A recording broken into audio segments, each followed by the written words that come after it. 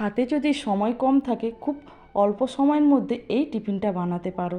এখানে একটা বোল নিয়ে নিয়েছি, বোলের মধ্যে 1 কাপের মতন টক দই, 2 চামচের মতন বেসন, আর দিয়ে দিলাম লঙ্কার গুঁড়ো, হলুদ গুঁড়ো, স্বাদ মতন লবণ, আর ভেজে রাখা জিরে গুঁড়ো, একটা বড় সাইজের পেঁয়াজ আর ধনেপাতা কুচি দিয়ে সব উপকরণগুলোকে ভালো করে মিশিয়ে নিতে হবে।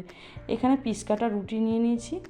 এরপর একটা প্যান বসিয়ে দিচ্ছি, প্যানের মধ্যে 1 চামচের মতন বাটার দিয়ে দিলাম। এরপর রুটিগুলোকে এইভাবে ডুবিয়ে দিয়ে দিলাম প্যানের মধ্যে।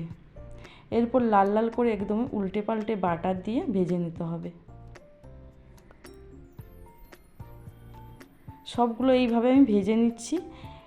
সকালের জন্য এই টিফিনটা তোমরা একবার হলেও বাড়িতে বানাতে পারো, খেতে কিন্তু একদমই অসাধারণ আর খুব টেস্টি। তোমরা একবার হলেও বাড়িতে ট্রাই করবে। রেসিপিটা যদি ভালো লেগে থাকে লাইক কমেন্ট শেয়ার করবেন, আর কেমন হয়েছে কমেন্টে জানাবেন। টাটা।